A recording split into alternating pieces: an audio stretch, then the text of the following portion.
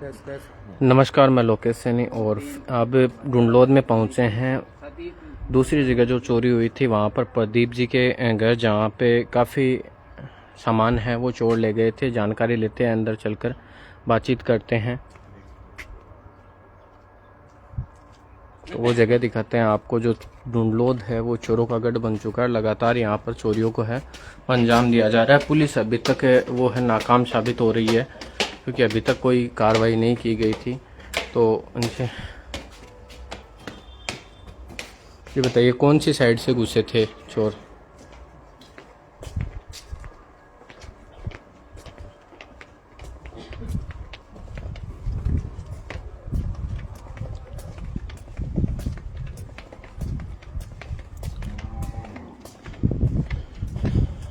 ढूंढलोद में लगातार चोरियों का सिलसिला वो जारी है, वो अभी तक थम नहीं रहा है।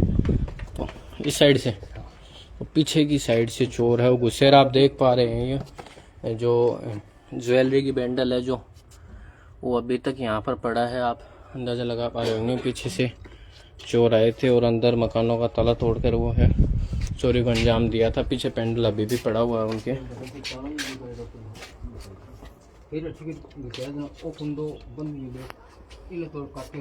अंदर से बंद मिले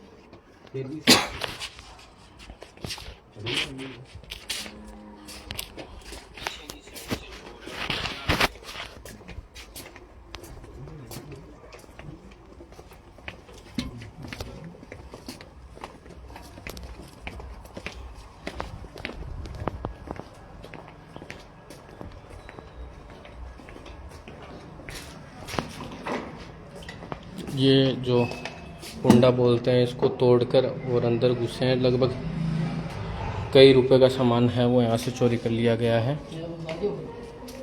तो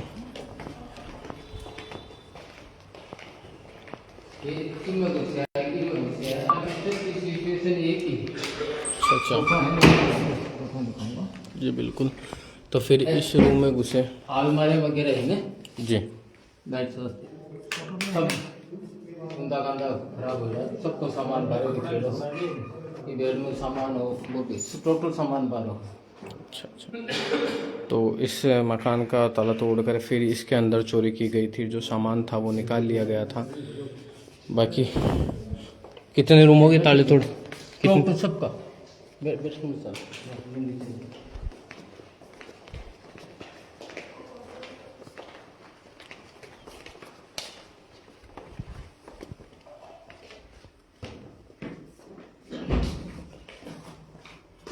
ये चोरों की मुखबिरी इतनी तेज थी कि ये एक ही दिन के लिए कहीं गए हुए थे, तो उसी दिन चोरी की वारदात को अंजाम दिया गया था। इनके शायद ऐसी जानकारी मिली है कि घर में कोई शादी का भी कोई प्रोग्राम है, भात वगैरह की भी तैयारी चल रही थी, उसका भी सामान ला कर रखा गया था। तो चोरों ने कम से कम यहाँ पर ऐसे है कि 15-20 लाख रुपए का गहना शायद लेकर गए हैं। तो अभी पूरी डिटेल से जानेंगे कि जानकारी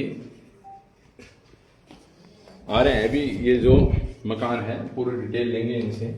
तो सबसे बड़ी बात यह है कि ये एक दिन के लिए मकान बंद हुआ था और उसी दिन चोरी की वारदात को अंजाम दिया गया। तो मैं दिखा दूं कि ये जो गेट है इनके सारे के सारे जो एक ही स्टाइल में, यानी एक ही स्टाइल में ये चोरी की गई है। तो इससे इन सभी वारदातों को देखकर लग रहा है कि भाई जो चोरों का है कि एक ही गैंग है और उन्होंने चोरी की वारदातों को अंजाम दिया है। तो यहाँ से भी हालांकि अब सामान जचा लिया है थोड़ा सा, तो पुलिस ने भी मौका देख लिया है। तो ये एक पुलिस के लिए, एक मैं बार बार कह रहा हूँ कि पुलिस के लिए एक बड़ी चुनौती है और पुलिस को भी मामले को गंभीरता से देखकर जो चोरी की जितनी भी वारदातें ढूंढलोद में हुई है उनका खुलासा करना चाहिए, ताकि लोगों को राहत मिले और एक पुलिस पर विश्वास कायम हो सके। क्योंकि कहीं ना कहीं अभी तक लग रहा है ये वो वीडियो ये है वीडियो जो आप देख रहे हैं कि सामान पूरा बिखरा हुआ है और ये जो ताले टूटे हैं, तो किस तरह से ये चोरी की वारदात को अंजाम दिया गया है आप देख रहे हैं। ये वीडियो घटना के तुरंत बाद का है जो वारदात हुई थी। इसके बाद में परिजनों ने ये वीडियो बनाया था और पुलिस को सूचना दी थी। पुलिस ने मौका देख लिया है और पुलिस ने मुकदमा दर्ज कर जांच भी शुरू कर दी है। हालांकि जांच कर रही है पुलिस, लेकिन पुलिस को गंभीरता से इन मामलों को देखना चाहिए और पुलिस को एक चुनौती के रूप में ये जो रुणोद में चोरियां हुई है उनको एक चुनौती के रूप में स्वीकार करना चाहिए। तो ये सारे के सारा वीडियो है, और भी वीडियो हैं इसमें राकेश, और भी दिखाओ एक। हाँ चलाओ वीडियो, ये पूरा का पूरा वीडियो है और ये वीडियो आप कलेक्ट भी करें और उनसे जानेंगे जो मकान के मालिक हैं। तो भाई साहब ये जो रूम है इसका भी ताला नहीं, हाँ इसका ताला तो नहीं, इसके ताला नहीं था। हाँ सामान वगैरह था इस पर? सामान नहीं था। तो ये बताओ कि क्या क्या सामान ले गए, एक बार पूरा का पूरा डिटेल हमें। मेरे सही में एक लड्डू एक सेब हाँ खा कर गए हैं, यानी भूख भी लग गई उनको है। बहुत बड़े बाद में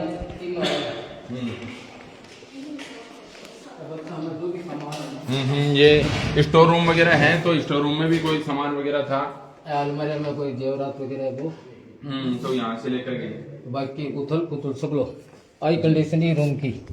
तो ये यानी सभी कमरों का ताला तोड़ा गया है, क्यों? अलमारी में जेवरात था, हाँ इनमें भी तोड़ फोड़ करके जेवरात वगैरह निकले। बक्सा टोटल कुंदा टूटे है, सब बक्सा सारे के सारे। ये देख पा रहे हैं आप, सभी बक्सों के कुंदे हैं वो टूटे हुए हैं। वो मकान जो खाली है ना उसको भी तोड़ा था, लेकिन उसको नहीं तोड़ा। तो ये एक बता रहे हैं, ये देखो ये यानी सभी देख रहे हो कि कुंदे किस प्रकार से तोड़े गए हैं। तो आप देख रहे हो कि एक ही स्टाइल है पूरी की पूरी तोड़ने की कि अंदर कैसे दाखिले जाए, तो किस प्रकार गेट के ताले तोड़े गए हैं।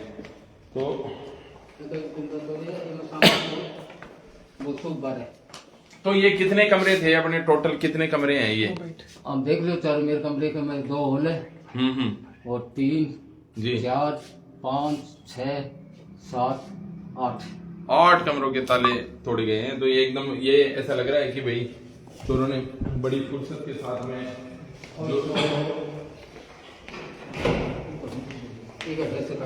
ये यहाँ से कट किया है। ये देख रहे हो कि यहाँ से कट किया है ये चोरों ने, और बाद में अंदर दाखिल हुए हैं।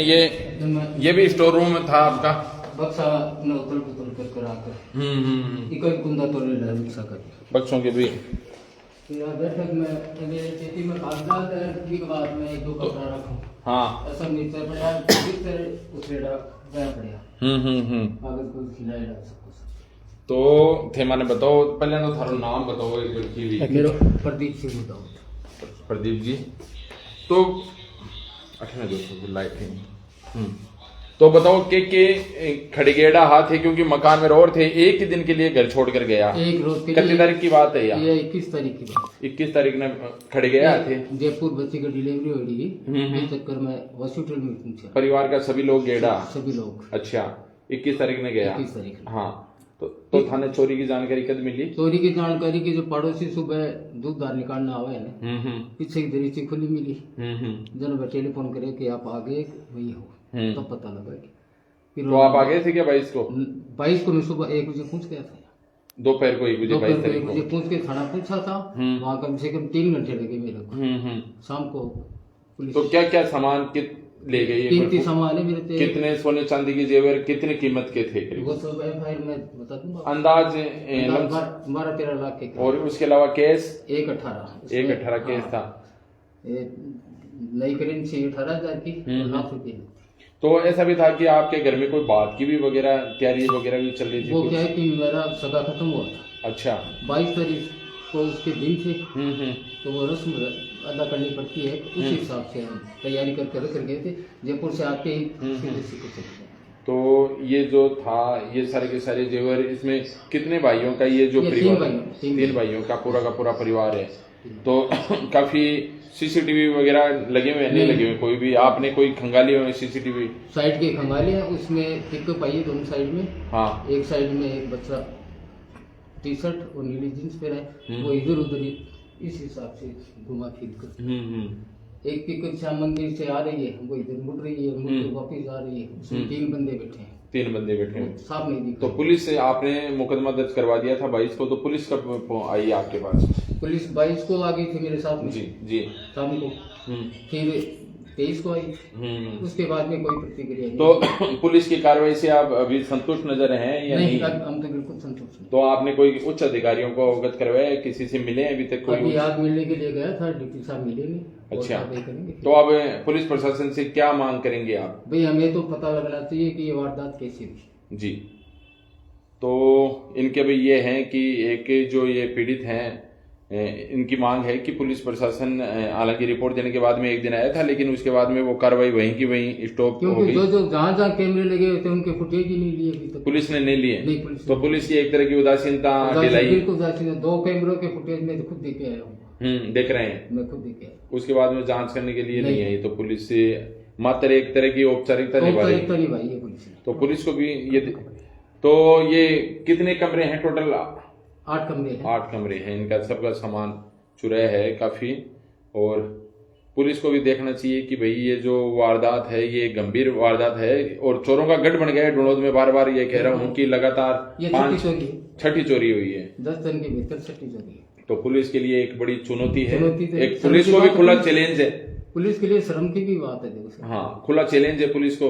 और अभी तो सर्दी स्टार्ट हुई है, अभी तो पूरी सर्दी आनी बाकी है। जब ये सर्दी आते ही ये हाल है तो क्या है। लेकिन सारा का सारा है कि आपके मकान की भी चोरों ने, क्योंकि आप ये मान के चलो कि रोज रहते हैं, लेकिन एक ही दिन मकान छोड़ कर गए और उसी दिन चोरी की वारदात को अंजाम दिया गया है। तो ऐसा लगता है कि चोरों ने कोई मुखबिरी भी की है यहाँ पर। तो मुखबिरी के बाद में ये चोरी की वारदात को अंजाम दिया गया है। तो पुलिस के लिए एक बड़ी, तो एक बार एसपी साहब से थे कि अपील करना चाहोगा हमारे चैनल के माध्यम से, नवलगढ़ समाचार के जरिए?